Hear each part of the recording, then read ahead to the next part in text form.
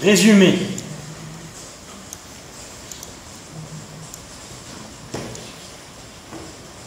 Au temps des congés payés, loisirs et sports sous le Front populaire 1936-1938, nous avons évoqué des personnages marquants.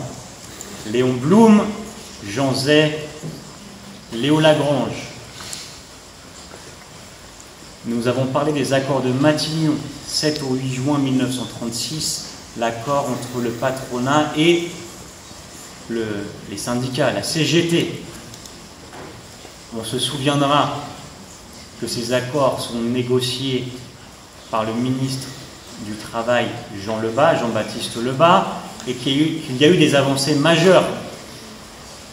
La semaine de 40 heures, les 2 semaines de congés payés, une très grande forme d'émancipation, de cette aspiration à la liberté.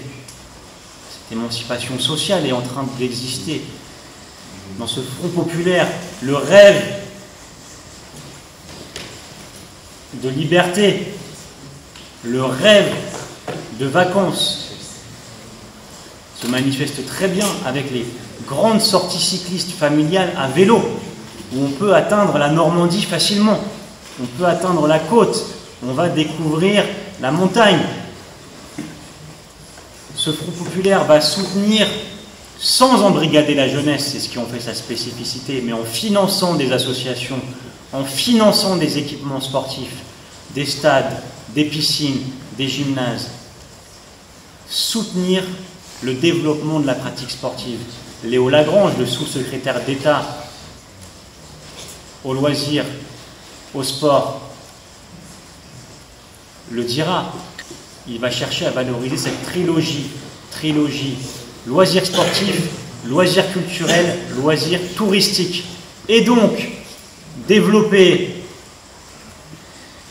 tout un réseau d'auberges de jeunesse, tout un réseau, tout un soutien aussi aux campings municipaux, auberges de jeunesse mixtes. Le projet d'aviation populaire sera plus compliqué à mettre en œuvre. Mais ce qu'il faut retenir, c'est que sur le plan du corps, nous avons des grandes avancées avec le Front populaire qui sont ici sous vos yeux. Donc sur le plan scolaire, l'invention de la médecine scolaire, l'obligation scolaire portée à 14 ans, la demi-journée de plein air au collège et au lycée, qui est souvent le jeudi. Sur le plan des loisirs, soutien aux colonies de vacances et aux auberges de jeunesse. Sur le plan des sports,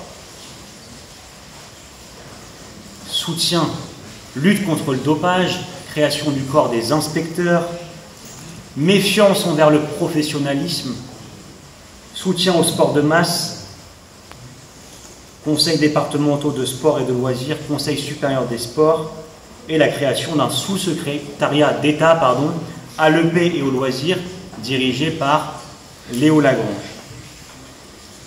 Une période majeure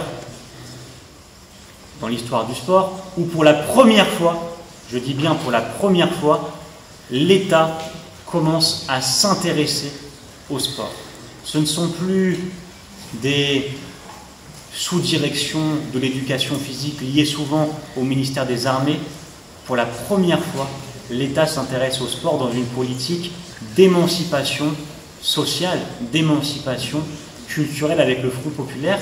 Et nous verrons, aussi paradoxal que cela puisse paraître, qu'il y aura des continuités entre la politique sportive du Front populaire et la politique sportive menée par Vichy dès 1940. Je vous remercie pour votre attention. Partagez, commentez, abonnez-vous, car enseigner, c'est répéter.